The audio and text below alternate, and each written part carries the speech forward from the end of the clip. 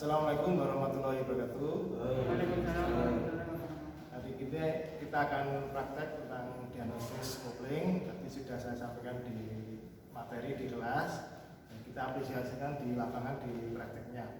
Sebelum kita ke kopling, kita harus tahu penyebab dari masalah yang ditimbulkan dari kopling. Nah, harusnya seperti kita sampaikan di kelas tadi, harus menanyakan kepada sopir atau yang punya mobil tentang keluhannya di kopling. Saya cerita ini sebagai contoh kasus yang berada di lapangan. Kebanyakan yang punya mobil itu punya keluhan di kopling, misalnya tentang agak keras kopling, pembindaannya agak kasar, mungkin ada mungkin sulit dimasukkan. Kita coba di lapangan untuk beberapa kasus tadi itu, di apa penyebabnya dan bagaimana kita cara mengatasinya. Itu. Jadi sebelum kita bongkar harus tahu penyebabnya dulu, mendiagnosis dulu apa penyakitnya yang tentang masalah kopling tadi. Di sini ada contoh mobil Kijang seri 5K. Ini untuk mobil tipe ini biasanya dia jenisnya adalah kopling yang ada dua, yang tipe basah sama tipe yang kering. Kalau ini mobil ini adalah untuk penggerak mekaniknya sebenarnya di hidrolik. Nah, kok bisa hidrolik? Bisa kita lihatkan di kap mesinnya. Kita buka di sini. Ini bukan tipe yang sulur, mas, tipe yang hidrolik. Coba kita buka.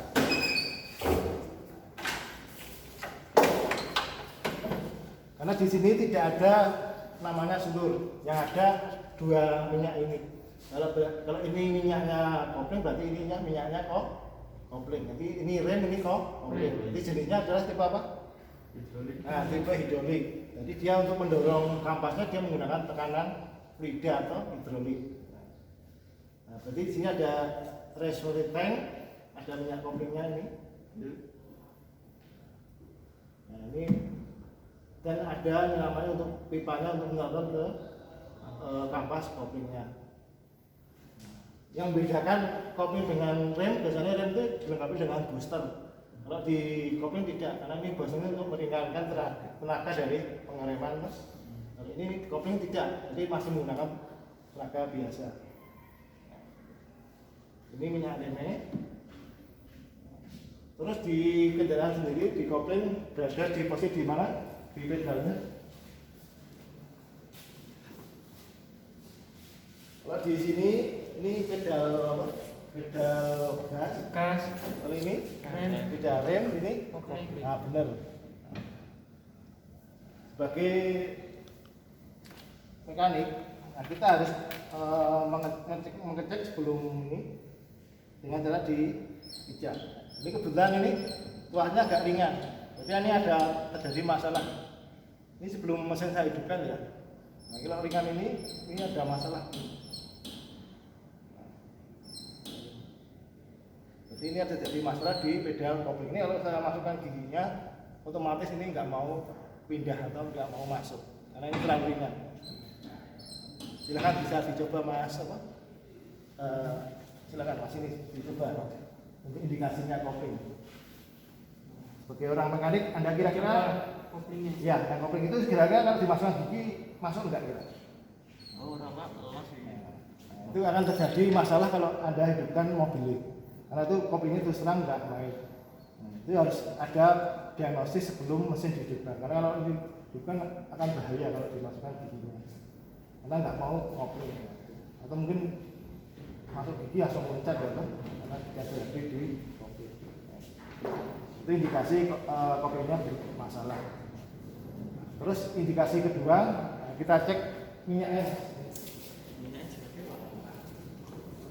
Minyaknya saya beli. Ini kebetulan minyaknya masih ada. Mas? Ini kalau saya injak, kalau yang ini normal, harusnya dia turun ke bawah. Coba ada salah satu masuk menginjak yang kopling tadi. Kita cek. Ini kopling minyak kopling masih stabil, jadi tidak ada tekanan yang mendorong ke bawah. Nah, kemungkinan ini bisa ininya pistonnya di dalam ini bermasalah, karena dia nggak mau pompa ke bawah, dan kemudian ada indikasi ini kemasukan udara. Nah, berarti ini sistem kopling ini harus kalau direm dinamakan apa? Membuang udara dengan cara di bleeding. Nah, kita coba langkah yang pertama dulu, karena kalau bongkar ini harus dibongkar total dan butuh waktu yang lama. Kita akali dengan strategi ya, siapa yang simpel kita adakan bleeding. Nah, bleeding di bawah ini ada baut nempel di sini. Kita buka karetnya, terus ini ada apa? Kendorin. Kenceng. Nah, kendur sama kenceng, bener. Kalau yang kenceng itu pedal kopling Anda tekan dulu sampai keras, baru ini Anda buka di sini ini. Menggunakan kunci nempel ya toh, ukuran 10 atau 12. 10. Nah, baru ini ada, nanti kita cek gelembungnya ada enggak. Kalau ini ada gelembungnya berarti ini ada indikasi ini kemasukan udara. Sampai itu koplingnya mengeras, kalau mengeras nanti ditahan, berarti sudah ada gelembung udara yang masuk. Kalau masih ringan berarti masih ada udara yang masuk. Kalau ini tetap nggak ada dorongan ke bawah, dan ini masih diam, berarti ada indikasinya. Nah, pistonnya. Kalau piston Anda harus buka yang namanya master kopling. Nah, ini hampir sama dengan yang rem. Ini ada bongkaran temennya. Nah, kita kasih contoh. Ini yang tipe-tipe mobil sekarang sudah bagus. Ini ya. Ini kalau minyak koplingnya atau minyak remnya berkurang, ini ada indikasi di sini ada sensornya. Dia memberitahu ke ECU-nya. Jadi ECU-nya akan berkedip kalau ininya terjadi minyak rem berkurang atau minyak kopling ya. Kalau yang sekarang udah kayak gini, ada sensor kayak gini. Ini untuk indikasi untuk apa? Tinggi naiknya minyak kopling. Nah, kalau ini masih manual tidak ada. Jadi Anda sebelum menghidupkan mobil seharusnya seorang mekanik atau sopir Anda mengecek dulu ketinggiannya minyak rem sebelum Anda menghidupkan mobil. Jangan-jangan nanti minyak remnya atau minyak koplingnya berkurang. Batas yang bagus gimana? Nah, ini ada tulisan max sama min. Ya, ini batas terendah, jangan tercapai kalau di bawah min. Nah, sebagai mekanik atau yang punya mobil harusnya menambahkan sebelum Anda berangkat menaiki kendaraan. Sebagus manapun mesin, kalau remnya bermasalah akan bahaya. Taruhannya bisa nyawa. Anda percuma naik Lamborghini, Ferrari, kalau remnya belum ya percuma, karena taruhannya nyawa. Nah, sistem yang terbaru sudah kayak gini mas, sudah dilengkapi dengan sensor yang ini. Ini yang bukan dengan ECU. Ini akan memberitahu kalau minyak remnya berkurang. Nah, kalau yang manual Anda harus ngecek ke kapasen ya. Ini kalau sudah ada sensornya hidup, Anda harus mengatakan penambahan minyak rem atau minyak kopling. Enggak biasa ya kan? Di sini ada maknya di sini mas. Ini minyak di sini. Ini maksimalnya min di sini. Mak itu batas atas, min batas bawah. Kalau bawah otomatis ini kena sensornya. Terus ini misalnya kita sudah bongkar, nah dalamnya ada ini. Kalau sudah bongkar coba dipegang ini. Kalau sudah bongkar, nah ini dalamnya ada ini piston kalipernya di sini. Nah biasanya pistonnya ini, piston masternya ini di sini ada silnya. Ya biasanya kalau permasalahan di sini, kalau ini enggak bisa turun, silnya ini udah mengeras. Karena sifat karet kalau kena cairan, kalau dia enggak mengeras, dia mulur. Makanya kalau Anda menggunakan komponen apapun di mobil, jangan ini kenakan bensin atau solar. Ini akan mengembang atau mulur. Jadi dipasang lagi tidak bisa. Kalau ini kena minyak rem, biasanya ini mengeras. Kalau mengeras dia nggak bisa mendorong minyak remnya, minyak koplingnya turun ke bawah. Nah, biasanya di bengkel cuma kali ini loh. Sekali pakai. Ini iya. Ini cuma harganya 5.000. Ini kalau ini dipasang dia bisa turun, berarti yang bermasalah ininya. Kalau permasalahan kedua ininya, kalau sudah ininya kena, pistonnya juga kena. Anda harus mengganti ini yang namanya satu set ini. Kalau ini ya agak mahal sedikit. Berapa Pak? Ini sekitar 25-30 ribu. Beda dengan hasilnya tok. Nah biasanya ini yang dilakukan bengkel yang umum ya, bengkel sederhana yang di pinggir-pinggir jalan. Kalau di daerah nggak mau mas. Kalau ininya bermasalah, nih saya ganti satu set segini. Jadi mekanik cuma ganti satu set segini. Jadi tidak mau yang predelan kayak gini. Berarti jalan. Ya kalau yang dealer ya, kalau ini udah kan Toyota toh masuk Nasmoko ya sudah, Anda harus ganti satu set dulu. Berarti masih di bengkel pinggir Pak? Ya bengkel ini masih ditawani, Pak mau Ya, diganti yang menghemat dompet, menghemat biaya atau diganti yang full. Kalau ini saya tanggung bisa 5 tahun, 3 tahun berani. Kalau ini mungkin saya tanggung cuma 1 tahun atau mungkin 6 bulan. Nanti kesini lagi ganti lagi seperti ini. Kemudian nanti Pak. tinggal tergantung yang punya mobil dompetnya gimana ya. Nah ini kode tuh Pak? Dan itu harganya sekitar ya kalau ini 300 ada masuk yang orisinil ya, tapi yang kalau KW ini sekitar 150-200 KW ya. Telung tahun, aku telung tahun ganti ini Ini kalau yang asli ini bisa 5 tahun mas.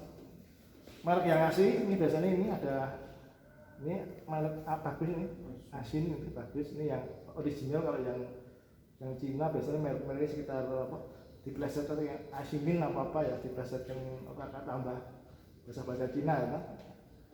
Yang original ya, yang jelas dilihat harganya udah kelihatan mas. Harganya ini ya. Tapi dari perempuan. Nah, ini yang pergantian cukup mahal ya, ya. Kalau di orisinil sekitar 300-an, 350 dapat maksudnya. Jadi ini permasalahan berada di sini. Di kopling tadi ringan sekali mas Eko ya. Jadi kalau Anda naiki ada koplingnya tidak ada Enggak nyangkut. minyak, ya tidak bisa mendorong minyak rem, minyak kopling sampai ke bawah. Otomatis kampas kopling tidak terjadi pengembangan. Berarti diam statis ya. Itu masalah berada di sini. Anda harus menjauh dari ini, karena ini yang harus diganti. Kalau enggak silnya, pistonnya. Misalnya bengkel itu main aman, enggak terlalu masuk ke bengkel lagi. Kalau bengkel yang cari untung dia cuma ganti sil itu mas. Sampai nanti 3 bulan lagi mobil. Kalau bengkel yang agak lama, sing apik ya udah langganan ganti total ini. Per sama pistonnya ini. Untuk yang dorong minyak kopling turun ke bawah. Ini bisa bertahan sekitar 1 tahunan. Kalau silnya ya 3 bulan, kalau ganti total ini bisa minimal 5 tahun. Satu set gitu. Ini tinggal pasang lagi seperti ini, langkahnya seperti sama ya, karena di sini ada udara, tetap ada melakukan back leading.